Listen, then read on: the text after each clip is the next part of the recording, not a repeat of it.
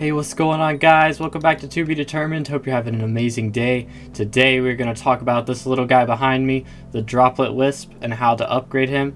But before we get into that, please make sure that you're subscribed. We're on our way to 1,000 subscribers, and we're actually already 25% of the way there in just like 2 weeks, which is insane. So thank you guys so much for all the support. Now let's get into the video.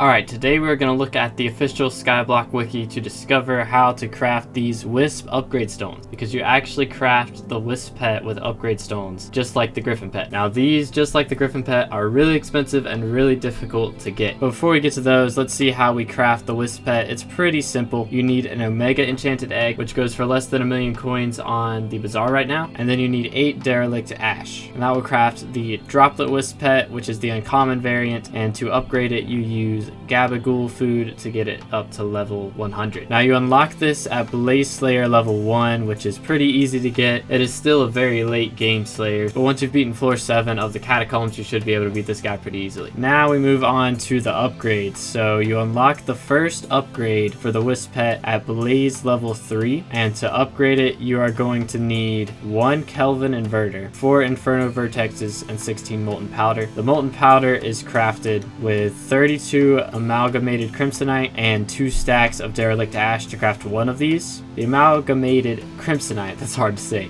is made with 40 Mycelium, an Enchanted Glowstone Dust, an Enchanted Blaze Powder, an Enchanted Netherwort, an Enchanted Magma Cream, and 40 Red Sand. So you need 32 of those to make one of these molten powders, and then you're going to need 16 of those molten powders. You also need 4 Inferno Vertexes, which are RNG drops from the Inferno minions that you can set up on your island. I made a video about that yesterday, so if you want to learn more about that, you can check that out. Then there's the Kelvin Inverter, which is apparently an RNG drop from the bosses. So you'll need one of those as well to help craft this. So 4 Inferno Vertexes, the Kelvin Inverter, which is an RNG drop, and 16 molten powders to upgrade your Droplet Wisp to a Frost Wisp. Now to upgrade your Frost Wisp, you're going to need an Epic Upgrade Stone.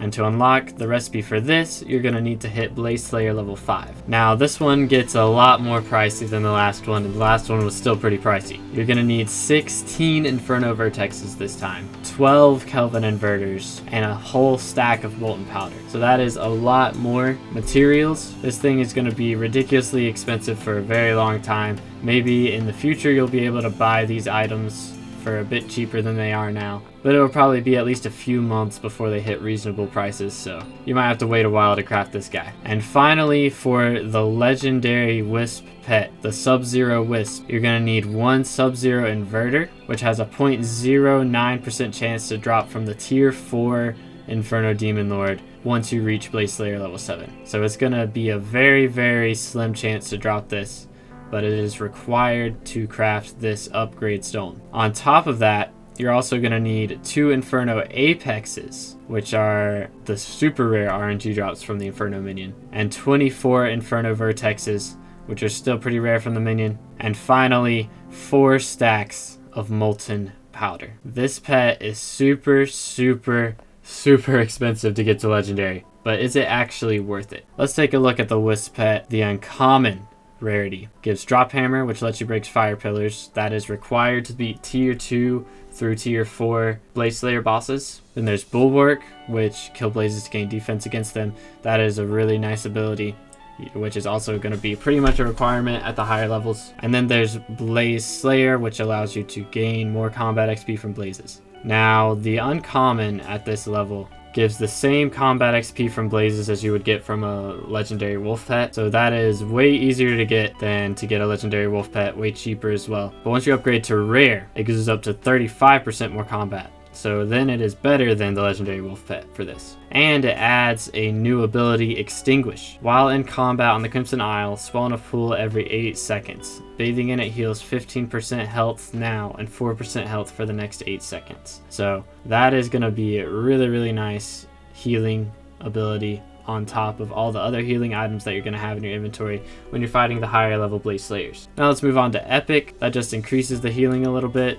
So it goes from 15% now and 4% later to 20% now and 7% later. It also increases the combat XP here from 35% up to 40%. Now, Legendary will add a new ability, Cold Fusion, which allows you to regenerate mana 40% faster, which is really nice. And honestly, with the way that I'm looking at this mana ability is going to be useful for more than just Slayers, I think. This might even be viable for mages in dungeons at some point. Like, especially with a textbook, this could be as good as a sheep pet, I think. It also increases your healing from 20% now and 7% later to 25% now and 10% later. The combat XP buff doesn't get any higher, but that's fine. 40% is more than enough. So honestly, I do think that getting this legendary will not be a requirement. Once you get it up to epic, that will make you go through the blaze bosses so much faster. But if you don't have enough mana, if you're having a mana issue, bottlenecking at the mana area, then getting this to legendary will definitely help you out quite a bit. Alright guys, that's all I got for you today. I hope you did enjoy today's video. If you did, please remember to drop a subscription if you haven't already,